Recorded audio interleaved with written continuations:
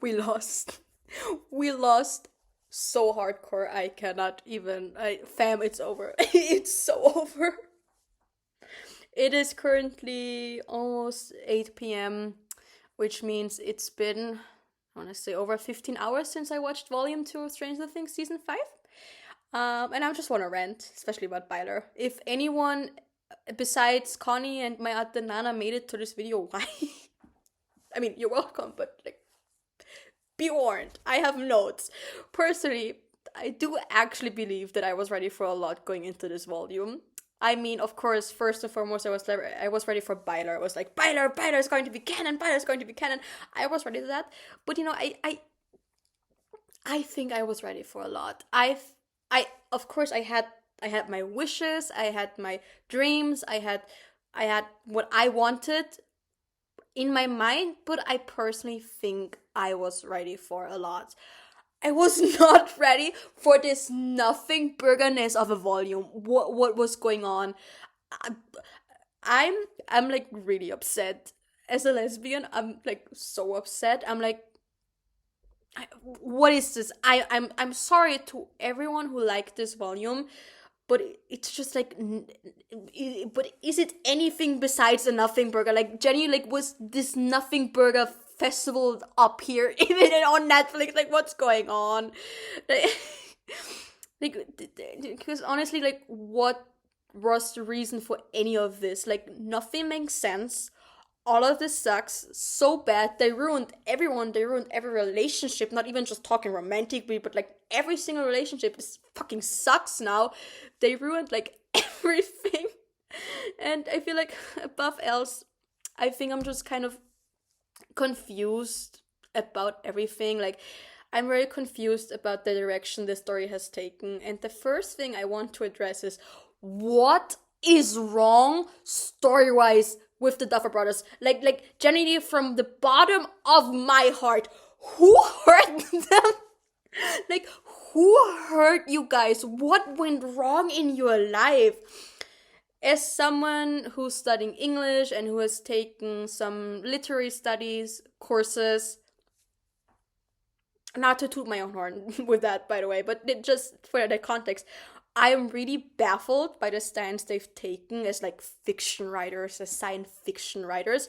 They sit there in interviews and they go, it's about realism. They talk about Jancy, it's about realism. They talk about Byler, or more likely they talk about Will and his unrequited love for Mike, and they go, it's about realism.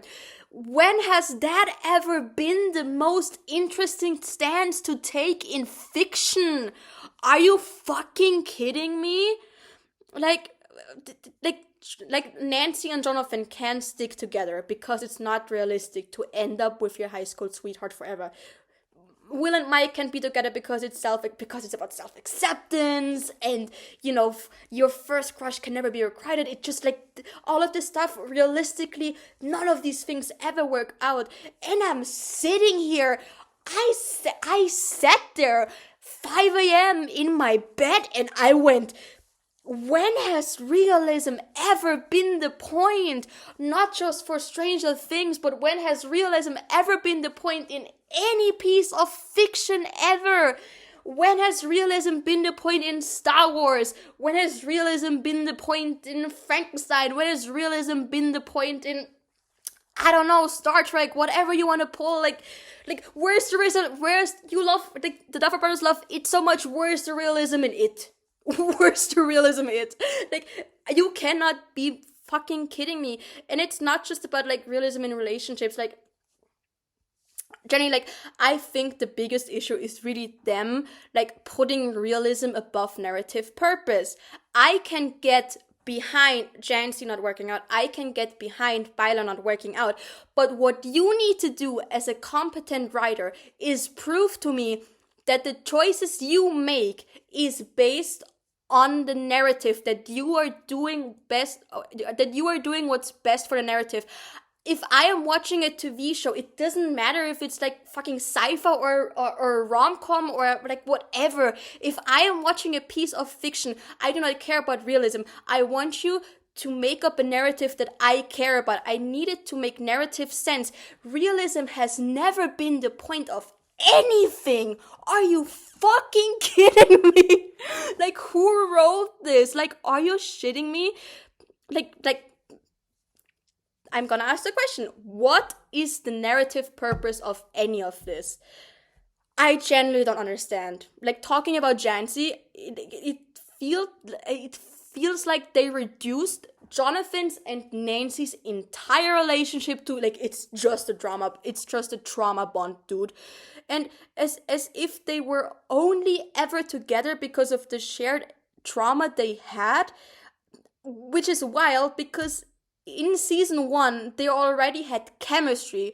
Yes, they were both looking for Will, and it was like a high-stakes situation, okay, and it wasn't like all sunshine and rainbows, but like still, that was before they went through all this bullshit, right? Like, they had chemistry even back then. It's such an injustice to, like, those two characters to sit here and say they only reason they were together is because of shared trauma. You never get together with anyone just because you have shared trauma. That just, like, where's the realism there? Like, what's happening? And, I'm gonna get to it. What the fuck did they do to Will? What did they do to Will? I'm the most mad about that point. Specifically because Will's my favorite character and I kin him really hard and I see myself most in him, but that's besides the point. I'm projecting if I'm honest, but let's get on with our lives. Will Byers is one of the most relatable characters I've ever seen. It's for me, it's like Will Byers and Jinx from Arcane, like, on one level. Like, that's how serious it is. They're like intrinsically linked to my brain. Like, the concept of those two characters just being me is like if you know, right? But like, honestly, honest to God, what did they do to him? I'm genuinely just confused at this point. One of the main reasons, okay, I'm gonna get into byler now. One of the main reasons people held out hope for season 5 was because the Duffer Brothers had years, literal, real life years, between seasons 4 and 5, 3 years to be exact, and they could have used that to just make one little quick statement and say, hey guys, byler is not happening. Don't get your hopes up. Will's arc is about self-empowerment, self-acceptance, and self-love. It's not going to happen, right? They did that shit for Eddie. They did that shit for Barb even, I think. Like, when people, like, theorized that these two characters would come back to life, they went full stop and they went like, no guys, that's not happening. I'm sorry, maybe I'm too byler built, but personally, I always thought byler was much more likely to happen than Eddie Munson getting out of his grave and hugging Dustin. I'm sorry, but like, are you kidding me? You had chances, and you saw exactly how your audience took byler. That's why it's queer bait. They saw exactly how the audience received byler. Over years, they saw it, and they had chances, and like, even like with volume 1, after volume 1, like Jenny, like, we had the general audience shipping byler, and Duffer Brothers, you had your fucking chance to just come out and be like, guys, we're sorry, that's just not the way our story is going to unfold. You had your chances, but you were silent. You could have said something, but you didn't, and that is on fucking you, okay? Is my lip bleeding? I don't know. I'm so... It's got me so straight out. I'm just starting to bleed. I'm like... yeah. They could have given us, like, something. Anything. Literally anything. And I think I would have been less angry. I mean, still disappointed about the season, but I would have accepted it because I wouldn't have gone in so hopeful, right? But instead, they let, like, the whole cast go run wild, and like, remember that one clip from Caleb in one of those interviews, like, byler, like, what was that about? Like, I don't want to be like a negative Nancy over here, but like, Jenny, like, was this whole thing just like a humiliation ritual for byler shippers? Was the, like, does this mean every single person in the room knew byler wasn't going to happen and they made fun of it? Does that mean the other actors in this TV show looked at Will like this gay boy from the 80s who has such genuine love for Mike in his heart, and they went, oh, that's funny. They went like, bitch, and they went like, that's funny as fuck. It's not funny. A gay boy having an unrequited love during the AIDS crisis is not funny. Having one of your most traumatized characters be in love with someone who doesn't love them back is not funny. like, is it clocking to you yet? Is it clocking to you that I'm standing on business and the fact that it's not funny? Do you think this flag is a joke? It's not. I'm losing it. I'm so sorry. Yeah, I guess at the end of the day, I'm left here saying like, then what was your show about? What does this do for Will's character? Honestly, what does it do? Will has been bullied his entire life for being gay. He got called. Remember back to season 1, he got called every single slur under the sun. He got called the F word. He got called a queer. He got called a fairy. Not only by bullies in school, but by his own father. He got clocked for being like he was made to feel ashamed of himself before he even knew who he was. Let that sink in.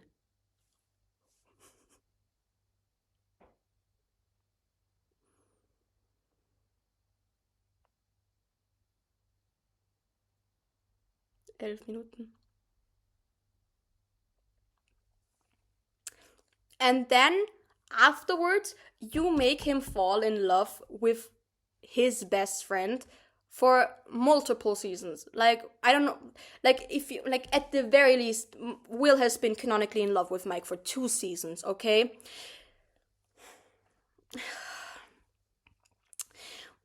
How does that make sense? Narratively, like, genuinely.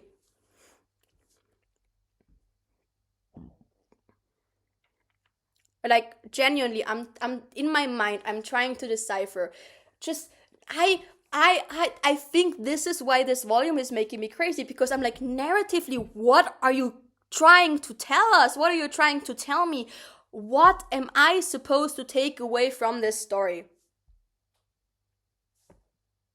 I'm not gonna take realism away from this story. That's never. Are you kidding? Yeah, they're shitting me. I can't keep it in my. Narratively, why keep Will Byers in this like doomed cycle of being in love with Mike? Why keep him there? And at this point, honestly, and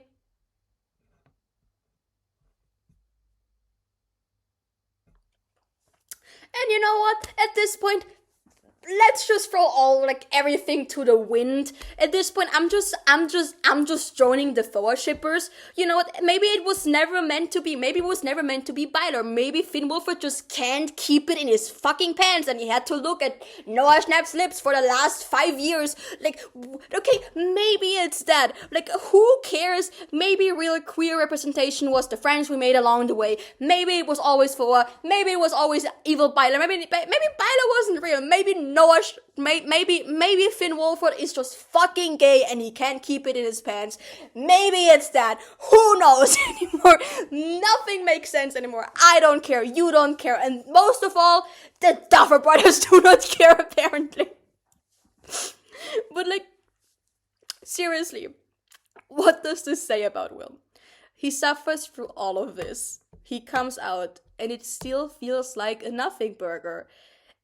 And above everything else, byler not being canon, like, it above everything else, it ruins Mike's character the most. With Will, I can sort of like accept it. I can get through it. I will survive it. Somehow, okay, somehow. I'm not sure how yet, but I will get through this, okay? But like, but Mike?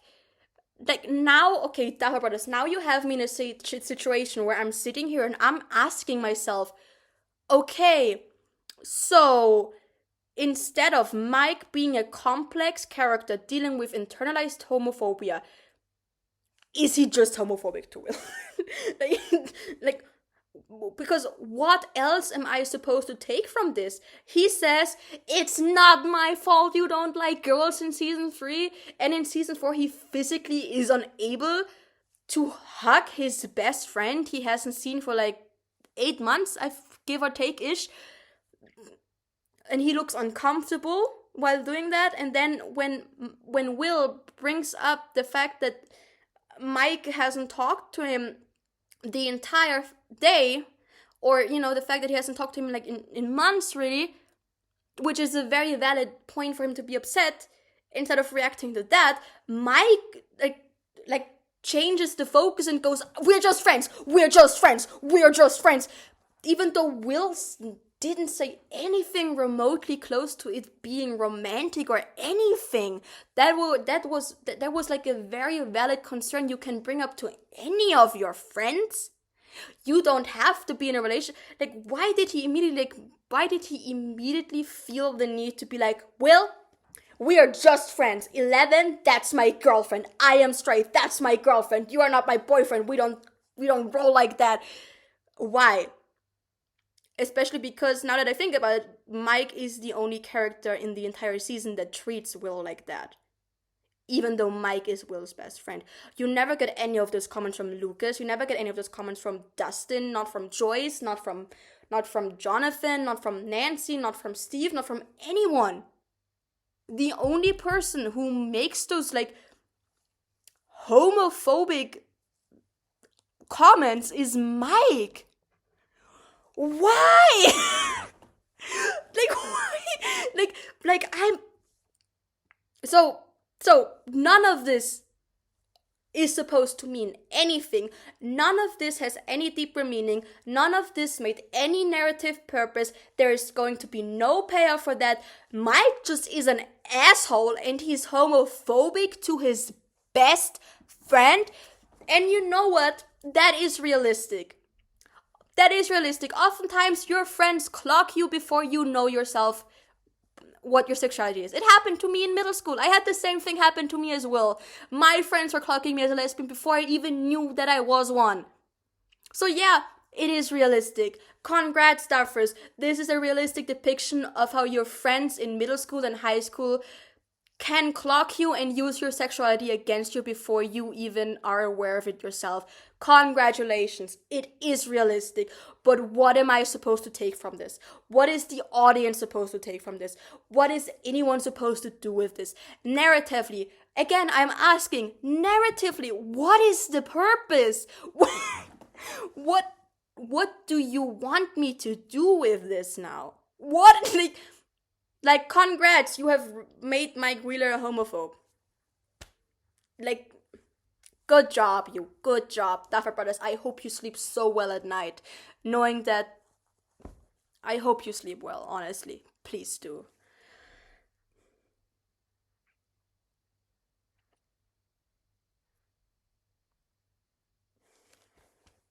Achtzehn.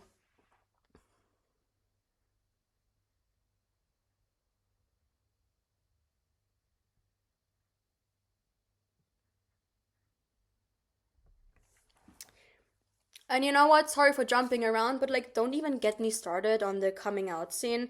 Like, okay, I want to sit here and I want to like meet the Duffer Brothers halfway there. I think I understand the intent. It's the 80s, during the AIDS crisis, a gay kid coming out to like a lot of characters. I want to say there were like 10, maybe 15 people in the room with him while he came out, okay? And all of these people accepting him no matter what during that time, I understand. Like, I sort of kind of want to maybe meet them halfway there and see their intent and see the purpose like of this scene, and I want to understand.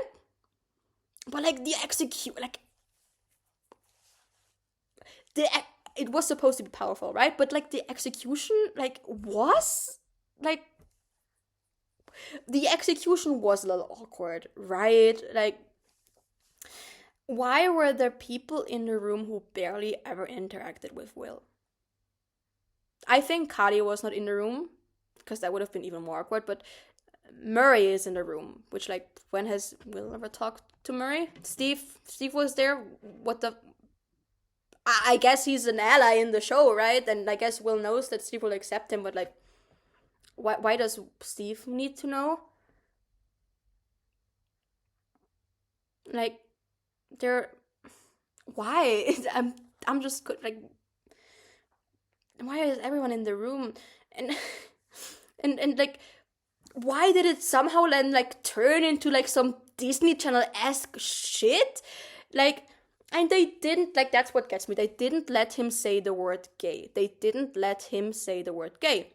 Robin didn't say she was a lesbian or even gay in season 3, and I think it was sort of kind of acceptable in the moment because it wasn't like Robin didn't go into this as like, I'm going to come out. It's just like Steve confessed to her and she was like, Steve, I'm like this. Like, I'm sorry, but so I kind of maybe sort of wanna like forgive them for that. Finnice, right? And then we moved on, and now in season 5, I'm kind of like, okay, Duffer Brothers, this is a full-on coming out scene. Let your characters say the word gay. In season 1, you had every single character in season 1 was like running around like spewing like every single homophobic slur you have ever heard. But your queer characters can't label themselves as lesbian and gay. Get the fuck out of here. like yes, of course, Will says I don't like girls. He makes like an undisputable fact, like, I don't know if it's if that was English. Like, he makes, like, of course you cannot interpret it any other way, but why? Why can't the characters still label themselves? Why can't they say I'm a lesbian? Why can't they say I'm gay? Duffer Brothers, I am in your wall. I am in your wall. Like, just let him say it. And I'm also thinking about it, like, the framing also, it bothers me, okay? Because it reads to me like Will comes out not because he wants to, but because he's afraid of Vecna. He's afraid that Vecna is going to use it against him. That, it doesn't it feel like a little bit forced, like it feels a bit uncomfortable. Like, why does it feel like Will never gets to like really 100% solely him get to choose what he wants and what he gets to do with his life, right? Like, when you think about Will's like entire storyline in throughout the entire show, right? It's about him being stripped of his anatomy, right? He gets kidnapped in season 1, and then in season 2 he's made to be like the mind flayer's vessel, and he gets, his body gets taken over, and I don't need to like and like this whole thing where he like had this like demogorgon like in his body. So, right, like there's like a strong like sexual assault allegory when it comes to Will, right? So anatomy plays a big role. So I think that's why I'm not why I can't be like completely 100% satisfied for the reason he comes out at the end, because again it kind of feels like this is not 100% his choice. Yes, I know that he wanted to come out, but he still like tells them the reason he wants to come out is because he's afraid that if he doesn't, Vecna is going to use it against him. He's afraid that his abuser, like Vecna, like this literal monster that has haunted him since he was like 12, will use his sexuality against him. And I'm just really unwell with that information. It hurts me, really. I can't comprehend it, if I'm being honest. And like, to move on to talk about something else, like, does anything matter in this fucking like in this fucking show? Does anything genuinely matter? Nothing matters. Relationships don't matter anymore. Character arcs don't matter anymore. Don't piss me off. Honestly, don't piss me off. Relationships just don't matter anymore, except for like Steve and Dustin, and like I do want to give credit where credit's due. I think they like handled it like so beautifully. When like when volume 1 came out and everyone hated on Dustin, I was studying him. I was like, no, you don't get it. Like, he's like, at the end of the day, I don't care if the world is like fucking like ending right now. Like, at the end of the day, Dustin is still like, I want to say, he's a high schooler, so he's like, what, 15, 16 years old, and he's still grieving the death of one of his closest friends, right? I don't care that you think he's not acting usefully or as he should. He's grieving. He's grieving. Let him grieve. Let him grieve. Grief isn't like it's, grief makes people do shitty things, okay? Let him be. Number one. I have actually no notes. The entire way they handled Dustin's grief and his relationship with Steve was fucking beautiful. No notes. There were like a little bit of tears in my eyes. I loved it, and I loved Steve's reactions and like how the entire thing went down. I loved it all. They got to let it all out, and they resolved it really well. But what the fuck happened to Elle and Max? Are you shitting me? Like, the first time Elle sees Max after she wakes up, they don't even hug. Are you kidding me? Do you hate me? Duffer Brothers, do you actually just hate me? Like, if you could have just, it could have just been an email, okay? If you just don't like me, this could have been an email. You could have been like, hey, by the way, Lemon, we just really don't fuck with you. Could have left it at that. It could have been an email. You could have just done that. But you gave me this fucking nothing burger. Like, are you... Jenny, I loved Elle's and Max's bond in season 3 so much. It was so near and dear to me. When they were in the shopping mall and Max like opens up Elle's world, like, hey, it doesn't matter what Hopper thinks. It doesn't matter what Mike thinks. You get to decide what you want and what you want to wear and who you want to be. Like, for a person who's always been forced into these roles and what to say or what to do or who to be, to have a character look at Elle, and even if Mike and Hopper do it for the right reasons, right? To have a character look at Elle and tell her, you get to decide what you want, who you are, and what you want to be. You, no one else. You get to decide. It's genuinely like one of the reasons why I love season 3 so much. It's so near and dear to my heart. It's girlhood. Like, to have your two female characters, because at that point it was like only those two and Joyce and Nancy and Jensen. What can Joyce and Nancy really talk about realistically, except, I don't know, alien shit. To have these two characters like have such a strong emotional bond that did so much for me. Like, it did so much for the show. It did so much for the characters to have strong like female friendships, right? And then, in the end of season 4, Mel, who the fuck is Mel? Elle saves Max and restarts her heart again.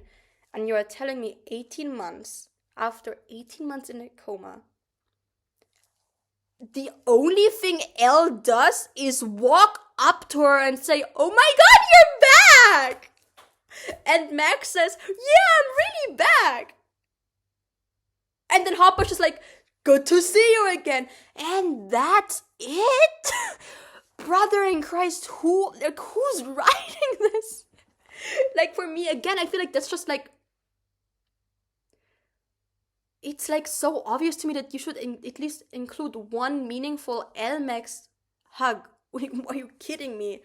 Like, why is it that like Max and Will had a more meaningful reunion than Max and Elle? You cannot make this shit up. And I will say, I love Matt Weiss. These two are like my favorite characters ever. I love the dynamic. I love the relationships. I'm so happy that I got some like Matt Weiss crumbs. Like, yay, I'm happy, okay? But at what cost? Because honestly, when have we ever seen Max and Will like interact meaningfully? In any sense of the way that Max and Elle did. So you're telling me Will gets this like very emotionally heartfelt hug with Max twice, if you want to count the one after his coming out too, and Elle and Max get nothing. Why? What's the purpose? Like, genuinely, at this point, I genuinely want to. Okay, maybe I don't want to know the reasoning, because I think if I know the reasoning of why they made certain decisions, I'll probably just be more pissed off. If we're all being honest. And you know what? Fuck any sense of like continuity. I don't care. I'm just gonna jump all over this whole video because it's what the Duffer Brothers taught me. Let's talk about Mike. I mean, except for the fact that apparently he's now canonically homophobic. They ruined my son. They killed my son. Mike the homophobe. Glad to see that that's... Yeah.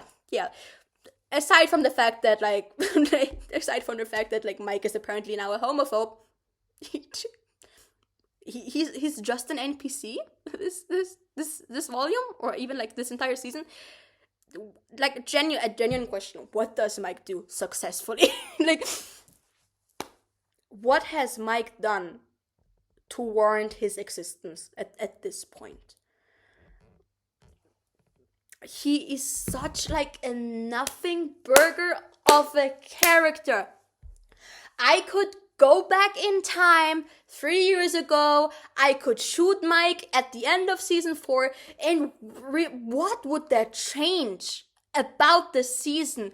What would Mike's absence actually do to change the story? There is no reason for him to be here at this point. Like, he's giving me nothing. Like, go girl, give us nothing. He gives no action. He has no storyline, and all of these things I could maybe forget if I got like any sense of emotion from him. What are his emotions? What is he feeling? What is his perspective? What is his purpose in this story, right? Because in the first volume, I could sort of kind of like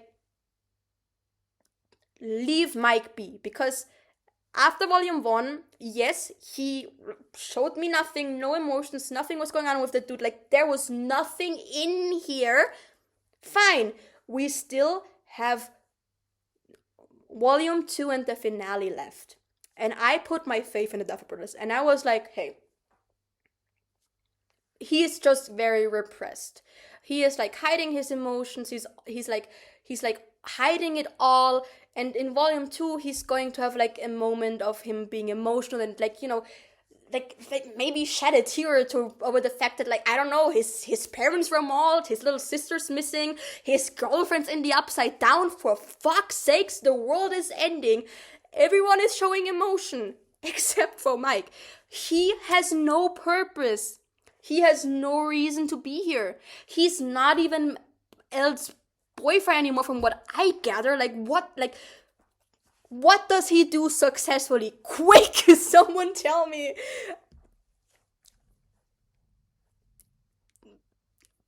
Name one thing that would change drastically if we took Mike out of the equation. Nothing would change. Like, that's actually very sad for one of your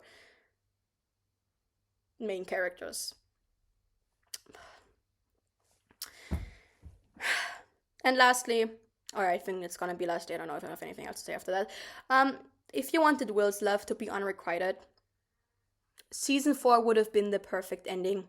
Like, narratively, let the van scene be the closure. Let the van scene with Will crying over all his feelings, let that be the end of it. And then no more Will and Mike. No more Will and Mike. Why? Why is Will still in love with Mike in season 5? What is the lesson? What is the purpose? Like, after in-universe 18 months pass since the van scene. Why? What is the reason? Why choose him? The one and only gay kid. Leaving Robin out for a second. Or like the only... I love Robin. I'm gonna talk about Robin in a second, okay? why choose him as like one of the only gay characters, that, like a gay kid, to tell first crushes don't always work out story? Why choose him specifically? Why him? Why choose the queer character? Now I understand we kind of had it with Dustin because he had an unrequited crush on Max in season 3, in season 2, but in season 3, at the very beginning of season 3, Dustin suddenly has a girlfriend who matters. Who matters? Okay, maybe not. I don't care. I don't hate Susie. But like, but then he actually has a girlfriend, and it's not just like at the very end of the TV show, by the way, because epilogue boyfriend. We're gonna talk about that, but like he talks about Susie throughout season 3. Then we get to see her at the end of season 3, and Susie actually sort of has a role in season 4. We see her in person. She's in person interacting with the California gang. Why choose Will to carry out that storyline? Why is Will, as your gay character, the only person who canonically never had a single person romantically love him? Everyone else, except for Will. That is, it's insane to me. And I okay, listen, Robin. Let's talk about Robin, right? The elephant in the room. Robin's a lesbian and she has a girlfriend, right? Let me tell you something. I love Robin. I love her as lesbian representation. I love her coming out scene. She's so near and dear to my heart. I genuinely, I love Robin so much. She's my favorite. I do love her, and I love her and Vicky, and I love that. But Vicky isn't like a really developed character. I'm sorry. Their relationship happened off screen. It just would have been nice to have two fully developed characters be together.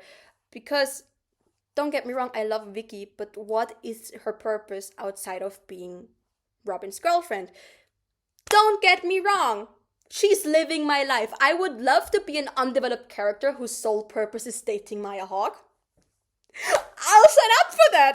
She's living my life. Like, not too much on Vicky. She's living my life. I wish I could be Vicky. Honestly, I wish. I wish. But do you understand why it's not hitting the same? It would be really cool, for example, not to spread Ronan's propaganda, but for example, if I think I would have like had different opinions if, for example, a character like Nancy or Nancy herself would have ended up with Robin, because those are two well-developed characters. We both got to see them grow and develop, and now they're together and they have a great relationship together. I still love Vicky, don't get me wrong, but you have to understand and you have like to admit that there's a difference between Robin getting together with a character who was solely introduced to be her love interest, and Mike and Will, who are both their own characters and have their own stories, well, pre-season 5, get together and have a romantic relationship. That's just, yeah. And like finally, I think what's gonna like haunt me forever, what really bothers me, is the fact that Mike never properly apologizes. According to the interview, which, by the way, if you had a really well written TV show, you wouldn't need to go into an interview like not even 24 hours after the episodes air and explain your reason and explain your episodes. If the show was well written, you wouldn't need to go into an interview and say, hey, by the way, Jancy, that was actually a breakup. By the way, Mike knows Will is in love with him.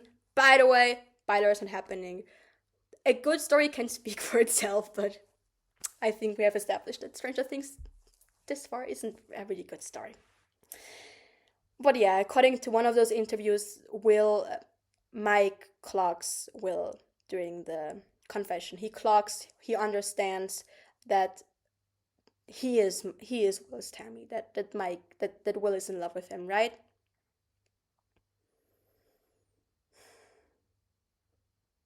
So, I am so sorry. So let me get this straight. Mike knows and understands that Will has been in love with him. He doesn't know for how long. But if there's any brain in this dude, which at this point, knowing the creators, you know what? If Mike just goes around assuming Will fell for him like last week, honestly, that would be in character for the way they characterize him. I wouldn't be fucking surprised. Duh.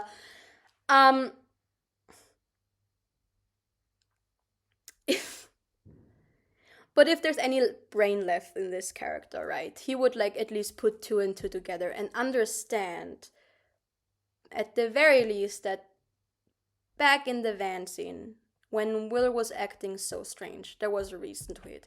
He should put two and two together and realize that Will loved him at the very least since that moment.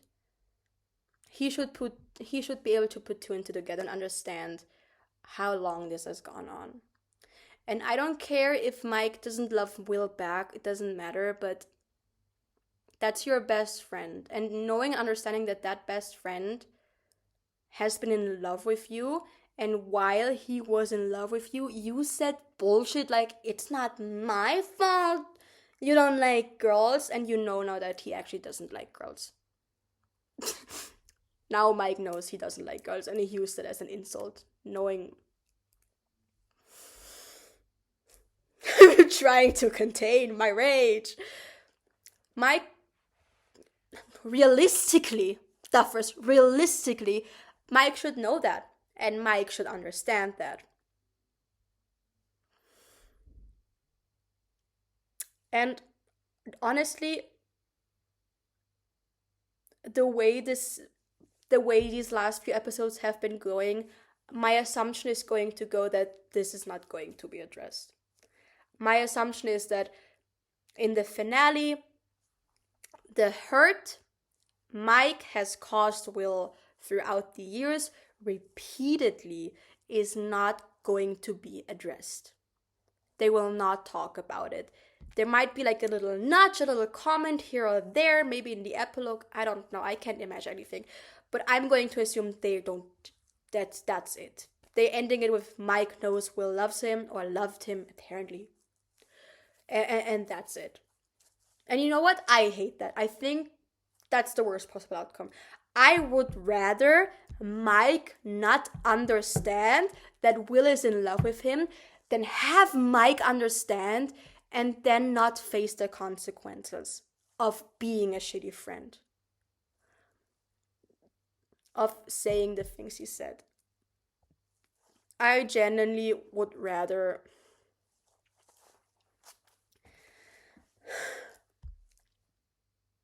Because I think if you wanted to do like byler justice at the end, like platonically, what would be good is for Mike to kind of realize what he did. Even if it wasn't on purpose, it doesn't matter. And just have a moment with Will alone, just the two of them, where Mike gets to be like, hey. And just kind of goes to go, like, sorry, I just got a message, and he goes up to Will and tells him like he doesn't need to apologize for not loving him. He should like own up for like the shitty things he said regarding his sexuality, even if he didn't like directly mean to be homophobic. I don't care.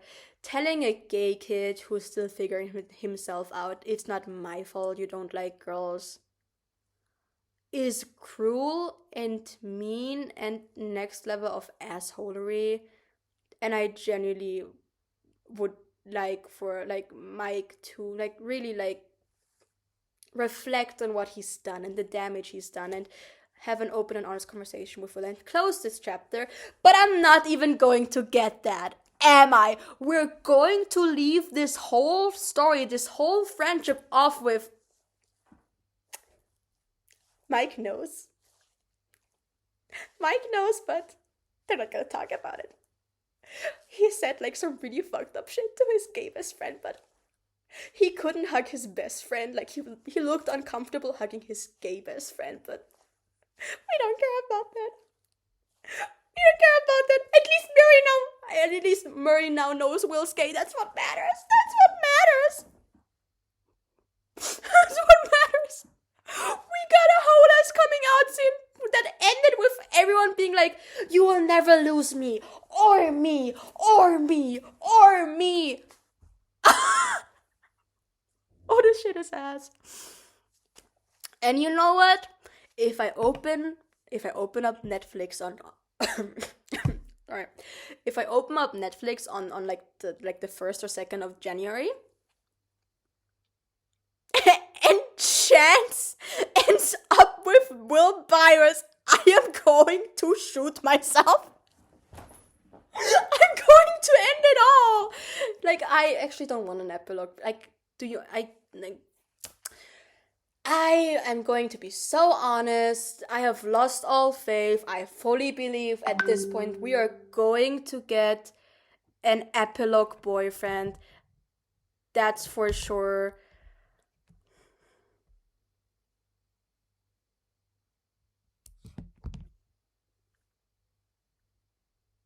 It's over. This is one of the worst queerbaits I have ever seen. The last time I felt like this genuinely was when Castiel went to Super Hell and Supernatural. I haven't felt like this horrified in a long time. I don't know what to say, man. All I can say, all that's left to say is like, man, I'm gonna mourn like byler like hell, and I wish they had better writers. Or at the very least, I wish the show had writers that would respect Will enough to not do this shit to him. But I guess gay people get that shit. I guess gay people get "You're my Tammys" and unseen relationship development off screen. So yeah, that's my rant. It went way longer than anyone has seen. I am going to say, love you, Connie. Love you at the Nana, because I'm assuming you're the only people who sticked around. But love you guys. If anyone else sticked around, love you too, I guess. Yeah. I'm suffering. Send your condolences to me right now. I'm in hell. I'm in super hell, as Supernatural coined it. Byler's still canon to me. Whatever happens, it doesn't matter!